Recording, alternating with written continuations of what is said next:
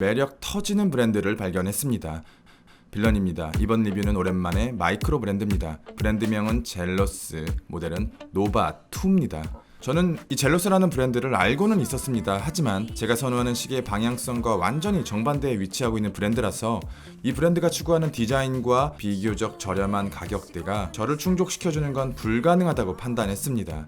시계질을 많이 해보신 분이라면 아시겠지만 시계를 직접 만져보지 않고도 브랜드의 엠블럼이나 시계의 디자인, 가격을 보면 브랜드의 명세서가 머릿속으로 출력되거든요. 게다가 조금 보수적인 디자인들이 주류를 이루고 있는 이 시계 씬에서 복각, 빈티지, 다운사이징이 주가 되어버린 현재 이 정도로 센 디자인들을 구현하는 이런 브랜드들은 오히려 비주류에 더 가깝게 변한 것 같습니다. 그런데 정말 우연히 만나게 된 이 젤로스의 워치메이킹이 제게는 큰 충격으로 다가왔습니다. 과거에도 이 브랜드와 비슷한 예시가 하나 있었거든요. 지금은 가격대가 꽤 올라가 버린 중견급 메스티지 브랜드 크리스토퍼 와드가 가격 대비 훌륭한 워치메이킹을 보여주던 시점보다도 더 좋은 빌드 퀄리티를 가지고 있습니다. 사이즈 37mm, 돔글래스를 제외한다면 7mm의 두께, 포함한다면 9.2mm의 두께, 43.5mm의 러그트러그, 사이즈 대비 튼튼한 러그너비 20mm, 상당히 무거운 75g, 1999달러, 에타 7001 엘라브레 등급, 42시간의 파워 리저브, 오바, 50m 방수. 치수나 스펙은 거의 완벽한 드레스워치에 가까워서 무슨 짓을 해도 이쁠 거예요. 이 모델은 일반적인 시계에서는 볼 수 없는 특징을 갖고 있습니다. 특이한 소재가 3가지나 들어가 있는데요. 첫 번째는 탄탈륨입니다. 원자번호 73번, 매우 단단한 금속으로 고온에 잘 견디고 부식에 강하고 산에 대한 저항력이 크고 무겁고 값비싼 금속 이외에도 인장 강도가 높고 절연 성능이 좋아 폰을 비롯한 소형 전자기기에 필수적으로 들어가요. 산업의 우수한 성질을 두루 갖고 있기 때문에 대표적인 군쟁 광물이라고 합니다. 아마 이 소재를 살면서 처음 들어본 분도 많으실 거라고 생각하는데요. 폴 주룬이라는 독립 브랜드의 크로노미터 블루라는 아이코닉 워치에서 사용된 걸 마지막으로 본 적이 있습니다.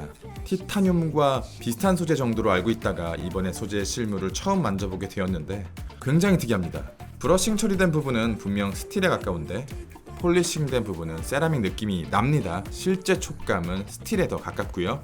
색감은 티타늄보다는 훨씬 더 어둡고 무게는 금 수준으로 굉장히 무겁습니다. 평소에는 만날 수 없는 색감, 질감, 무게를 가졌기 때문에 핸들링 했을 때의 이질감 역시 굉장해요. 두 번째 소재는 운석입니다. 미테오라이트 다이얼이라고 하는데 제가 알기로 이 운석 소재를 시계에 처음 적용한 브랜드가, 그리고 지금도 운석을 워치메이킹에 적용하는 브랜드가 바로 롤렉스라고 알고 있습니다.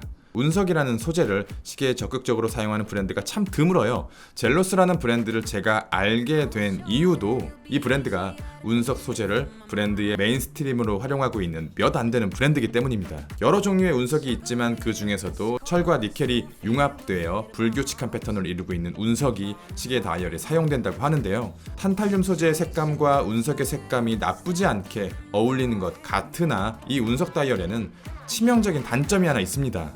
스틸 아라빅 인덱스를 읽을 수가 없어요. 안 보입니다. G세계 운석과 대비되는 화이트 계열의 프린팅 인덱스였다면 어땠을까요?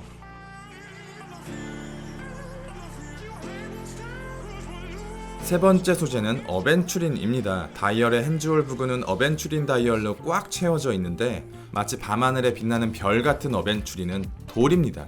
보통 시계에 사용되는 어벤추린 다이얼의 경우 짙은 푸른색 혹은 남색의 글로시 다이얼 속에 어벤추린을 잘게 부신 뒤 뿌려 반짝이는 효과를 만들어내는데요. 제가 어벤추린 다이얼을 볼 때 가장 중요하게 생각하는 건 깊이감입니다. 조금 저렴한 가격대의 어벤추린 다이얼은 이 깊이감이 부족해서 빛에 대한 반응성도 낮고 가볍습니다. 그런데 이렇게 잘 만든 어벤추린 다이얼의 경우 깊이감뿐만 아니라 밀도도 높아서 훨씬 더 고급스러워요.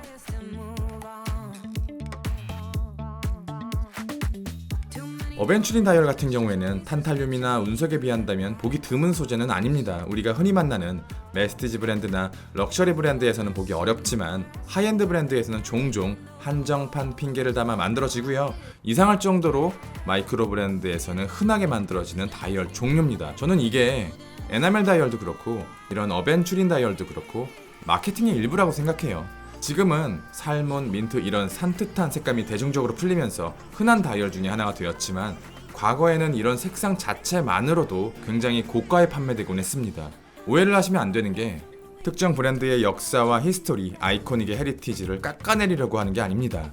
에나멜 다이얼을 만드는 데 들어가는 노력, 그리고 이런 어벤츄린 다이얼을 만드는 데 들어가는 비용이 특정 시계의 가치를 훨씬 더 높게 만들어 버리는 것에 비해서 조금은 과장되었다고 생각해요. 대중적으로 쓰이지 않아서, 수량이 많지 않아서 이 명제를 합리화시키기 위한 도구로서 이런 소재들이 이용되는 것은 충분히 이해할 만하지만, 단순히 탄탈륨의 가격이 어마어마하게 비싸서 에나멜을 제작하는 건 장인만이 할 수 있어서 어벤츄린이 만들기가 어려워서, 이런 주장은 시계 브랜드 빌드업의 일부라고 생각합니다.